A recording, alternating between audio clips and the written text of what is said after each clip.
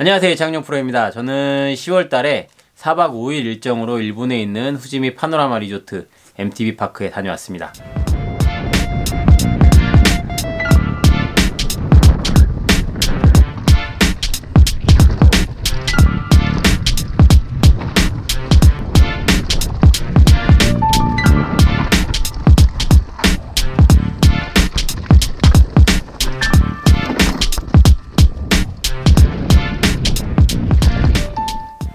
바로 이렇게 안내 책자에 나와 있는 이곳인데요. 어떻게 보면은 아시아에서는 가장 잘 만들어진 파크다 라고 할 수가 있어요. 그래서 제가 여러분들에게 소개시켜 드리기 위해서 상당히 많은 촬영을 해왔습니다. 근데 촬영은 촬영이고 이걸 어떻게 영상을 편집할까가 상당히 고민을 많이 했는데, 제가 뭐 이런 전문 능력가도 아니기 때문에 그렇게 쉽지는 않은 일입니다, 저한테는. 그래서 영상을 한 2개 내지 3개 정도로 나눠서 올릴 거예요.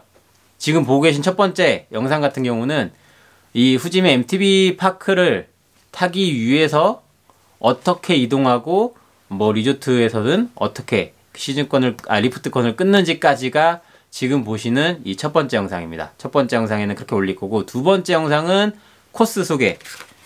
뭐 지금 간략하게 보여드리면은 뭐 보이시죠?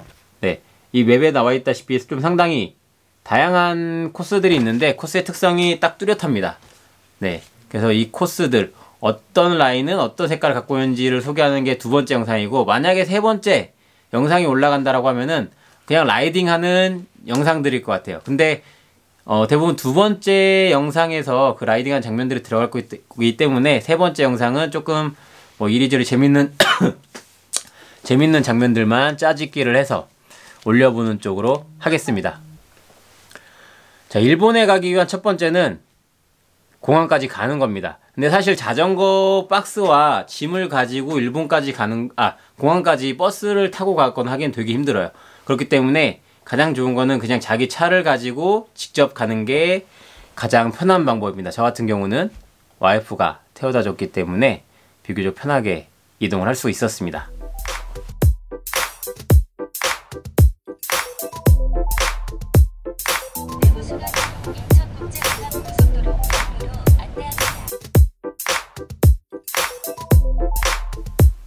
자, 공항에 가면 체크인을 해야 되는데 여기서 주의해야 될 점이 뭐냐면은 바로 이제 수화물의 무게일 것 같습니다. 특히 자전거 수화물.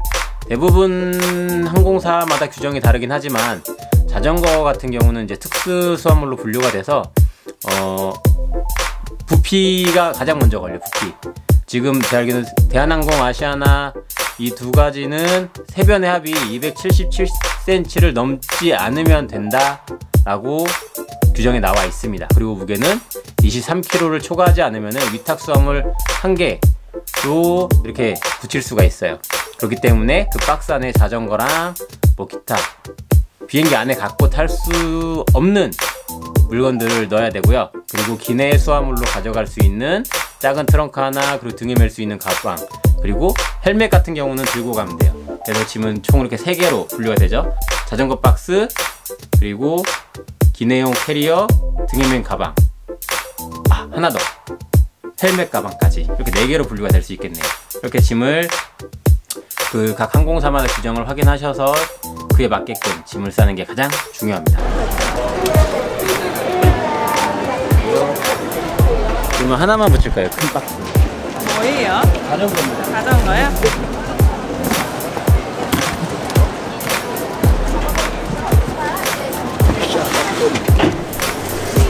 위에 딱 떨어졌다.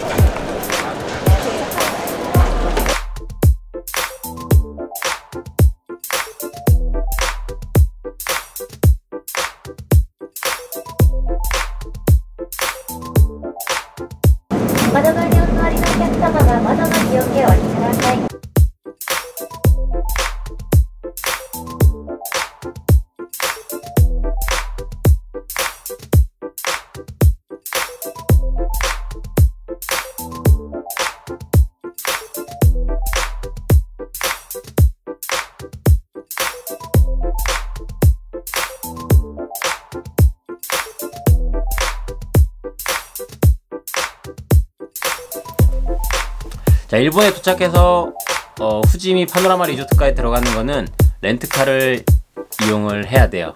거기까지 교통편이 그렇게 그러니까 전철 타고 이동할 수 있지만 그 많은 짐을 들고 전철 타고 이동하는 건 어렵겠죠. 근데 일본 같은 경우는 좀 차에서 렌트카를 빌릴 때 주의해야 될 점이 차의 크기인 것 같아요. 저희가 빌린 거는 이제 대형 봉구차라고 해야 되나? 대형 승합차였는데, 대형이라고 해봤자 좌석은 10개 정도 되는데, 짐을 싣고 하면은 최대 이렇게 막 꾸겨 타서 9명까지 탔는데, 제 생각에는 그렇게 큰 차를 빌릴 경우 대형 면허가 있어야 되지만 그 차에는 6명에서 7명 정도 타는 게 적당하다라는 생각입니다. 대형 면허가 없이 일반 작은 차를 빌리면은 4명 정도, 아니면 많이 타면은 5명 정도 타도 되게 비좁게 갈 수 있을 것 같은 그런 일본의 차 크기였습니다. 그렇기 때문에 렌트를 할 때도 인원에 맞게끔 미리 사전에 확인을 하는 게 중요할 것 같습니다.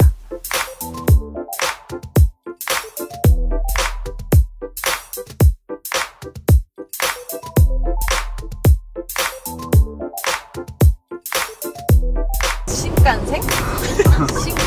신간생? KTX 같은 거야, 신간생. 이거 같은데요? 신간생? 신간생?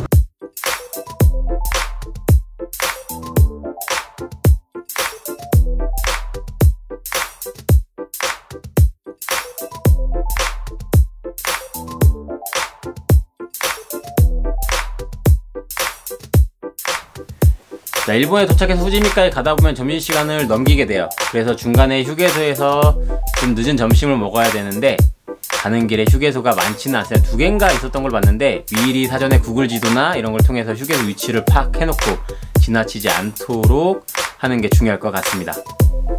뭐 시킨 거야? 이거 1번. 1번은 그냥 먹어? 아니, 1번이 그냥? 아니, 1번 같은 게 1번이지.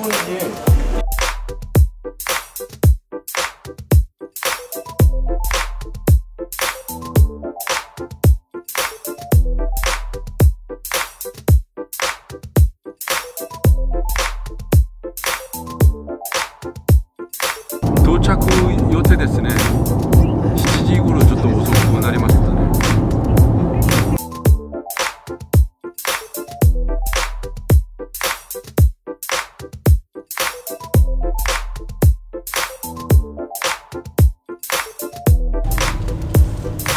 이제 자기네처럼 들어가네.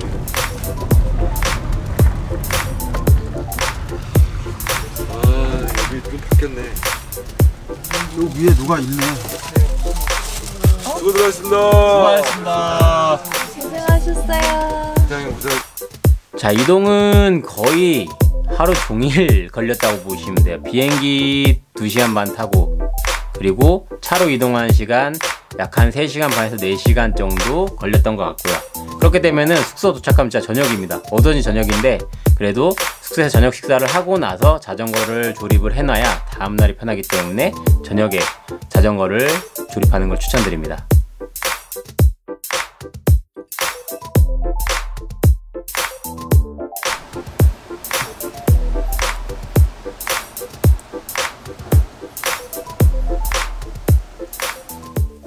자, 그러면은 숙소는 어떻게 해야 되냐? 한국 같은 경우는 뭐 용평 리조트가 됐든 뭐 우주 리조트가 됐던 리조트 안에 숙박시설이 함께 있잖아요. 근데 일본 이 파노라마 리조트 같은 경우는 같이 있지 않더라고요.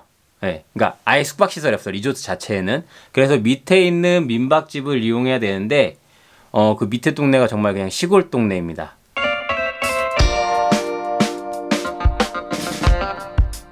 한적한 시골 동네에 옆에는 맑은 개울이 흐르는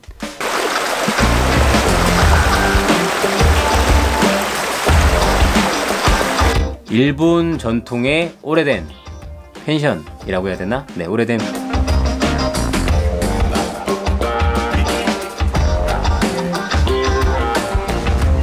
민박집에서 저희는 숙박을 했습니다. 바닥은 일본 전통의 다다미 방식이 있고요.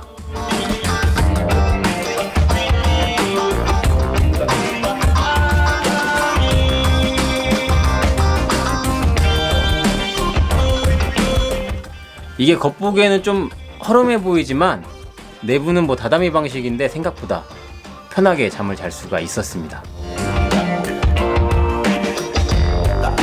자, 타지에 나왔으면은 가장 중요한 게 식사겠죠. 식사 잘 먹어야 라이딩을 잘 할 수 있기 때문에, 자, 식사는 저희가 묵었던 숙소에서 비용을 추가를 하면은 아침 저녁을 제공을 받을 수가 있습니다. 근데 저희는 그 기본 옵션에서 조금 더 비용을 추가해서 조금 더 맛있는 음식들로 먹었는데, 식사는 걱정을 안 하셔도 될 것 같아요. 상당히 양도 많고 맛도 있고 그렇기 때문에 그냥 밖에서 뭐 본인이 직접 조리해 먹을 수도 있긴 하지만 외국가에 나가서 그렇게 번거롭게 하지 마시고요. 그냥 비용 조금 더 추가해서 맛있는 음식들로 편하게 식사를 하시면 되고, 점심 같은 경우는 리조트 안에 식당이 있습니다. 식당에서 그냥 가볍게 해결하시면 됩니다.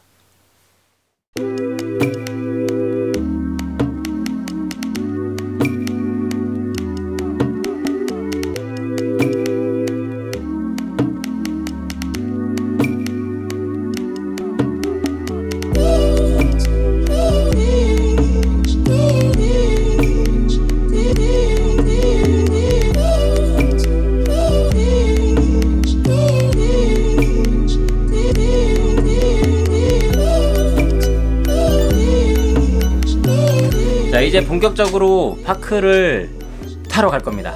타러 가는데 중요한 게 많은 사람들이 이동을 하면은 자전거를 차에다 싣고 이동하기 어렵죠. 저희는 숙소가 파크에서 자전거로 약 5분 정도 떨어진 가까운 곳이어서 자전거를 타고 이동을 했습니다. 지금부터는 파크로 이동해서 자전거를 어떻게 타는지에 대해서 알려드리겠습니다.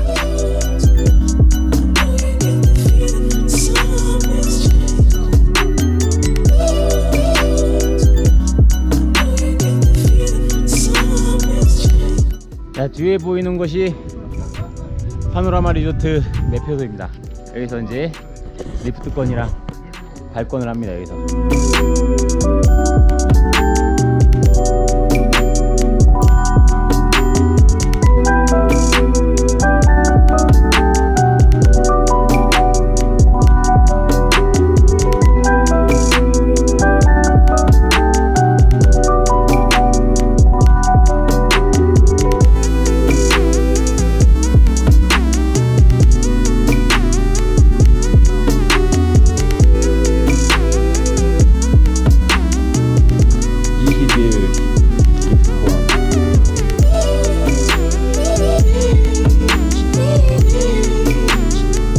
거꾸로 달았어.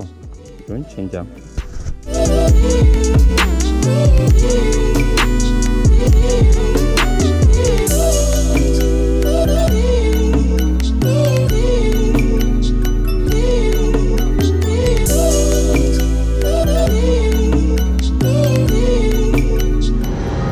자, 곤도라에 실는 요령, 그리고 실는 방법, 한 대일 때, 두 대일 때.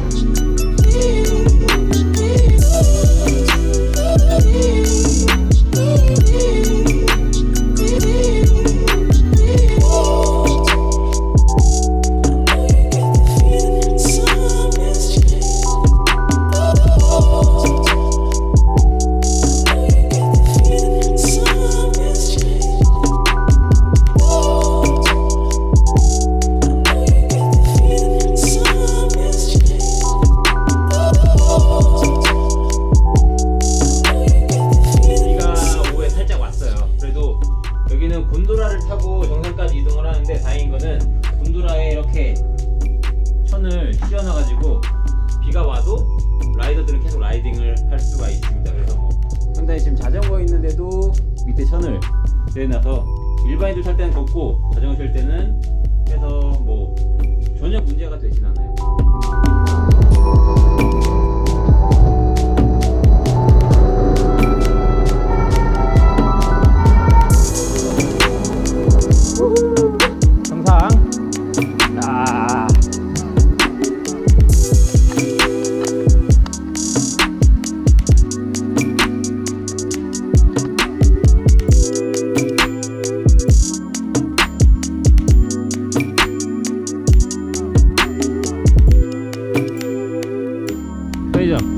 맥주 팔아요. 영상에 맥주 파는 편의점 있고. 자, 리프트 타고 올라오는 시간은 총 15분 걸렸습니다. 15분 정도 걸리고 위에 공처럼